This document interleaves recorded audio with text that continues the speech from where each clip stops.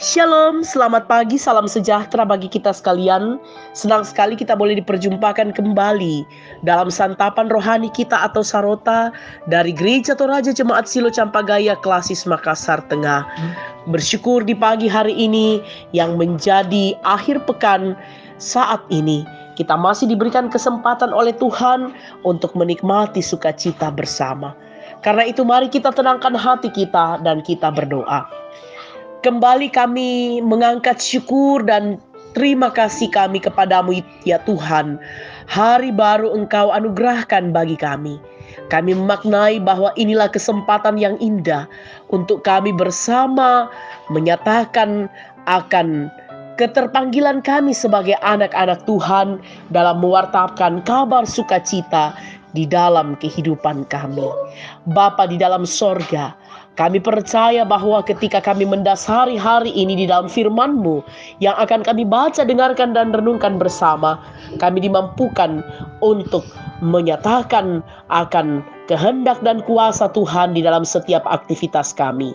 Inilah kami Tuhan yang datang berdoa kepadamu, di dalam Kristus Yesus kami bermohon. Amin.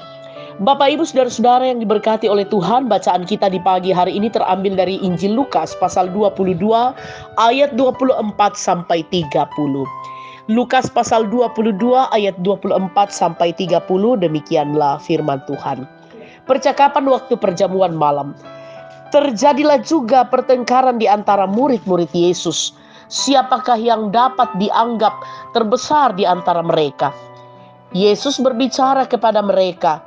Raja bangsa-bangsa memerintah rakyat mereka, dan orang-orang yang menjalankan kuasa atas mereka disebut pelindung-pelindung.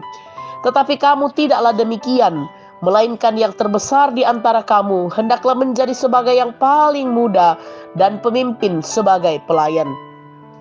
Sebab siapakah yang lebih besar, yang duduk makan atau yang melayani?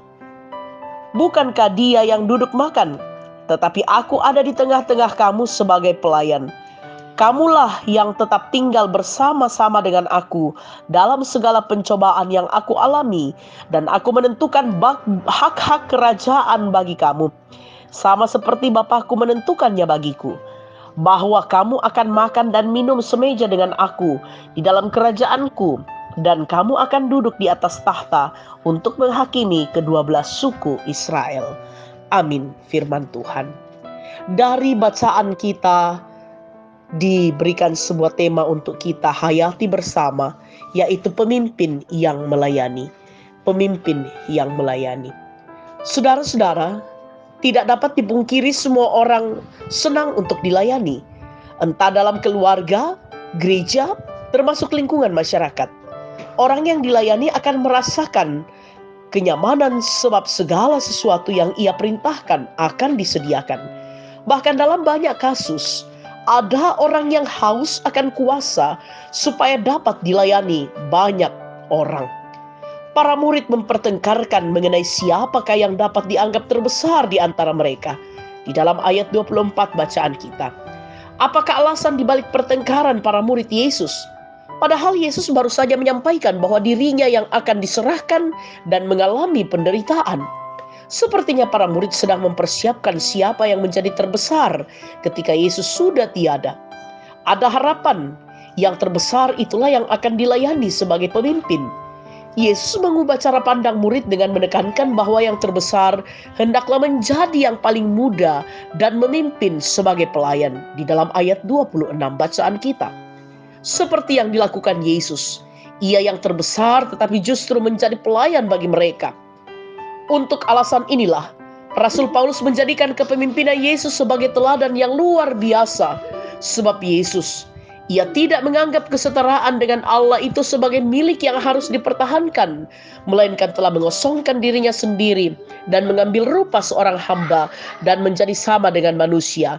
Dapat kita baca dalam Filipi pasal 2 ayat 6-7.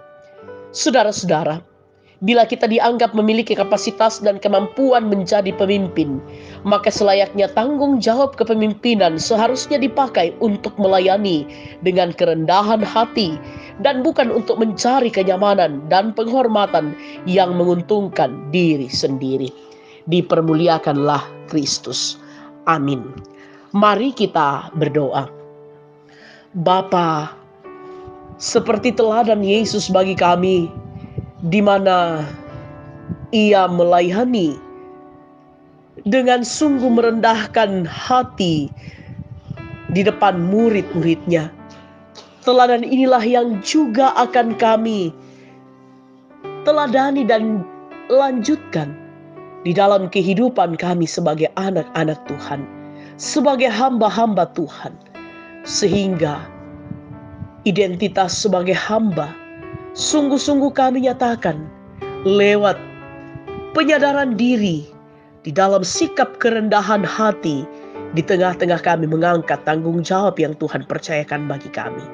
Materaikan firman-Mu ini di dalam hati dan kehidupan kami, sehingga kami terus mencintai hidup bertumbuh di dalam Kristus. Bapa di dalam sorga, bersama dengan orang tua dan saudara-saudara kami yang menikmati sukacita pertambahan usia di hari ini, sempurnakan sukacita mereka, sehingga lewat pertambahan usia ini senantiasa mereka terus persembahkan hidup mereka hanya kepada Tuhan.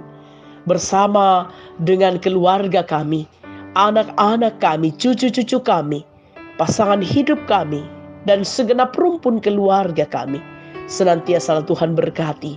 Dan biarlah hidup kami jadikan sebagai persekutuan yang kokoh, di mana kami saling bertumbuh di dalam kedewasaan mengenal Kristus. Kami berdoa Tuhan bagi orang tua dan orang tua kami yang berada dalam usia lanjut, walaupun fisik mereka terbatas, tetapi dengan dampingan dan juga dengan cinta kasih serta perhatian yang kami nampakkan sebagai anak-anak dan anggota keluarga yang terus menyatakan akan sebuah jalinan kasih dan cinta yang terus kami nyatakan lewat ketulusan pelayanan kami. Tuhan, berkatilah dan biarlah kehidupan orang tua kami tetap hidup di dalam kuasa-Mu. Bapa di dalam sorga, kami berdoa bagi kehidupan hamba-hamba Tuhan. Engkau memberkati mereka di dalam tanggung jawab pelayanan sebagai rekan sekerja Allah. Bangsa dan negara kami Tuhan tuntun sertai. Kiranya lewat pemerintah kami dari pusat sampai pelosok tanah air, memimpin bangsa kami dengan arif dan bijaksana. Bapa di dalam sorga, hidup dan kehidupan kami sepanjang hari ini kiranya senantiasa berkenan di hadapan Tuhan.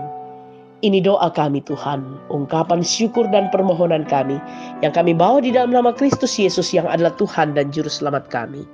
Amin. Bapak, Ibu, Saudara-saudara yang diberkati oleh Tuhan, demikianlah persekutuan kita di pagi hari ini.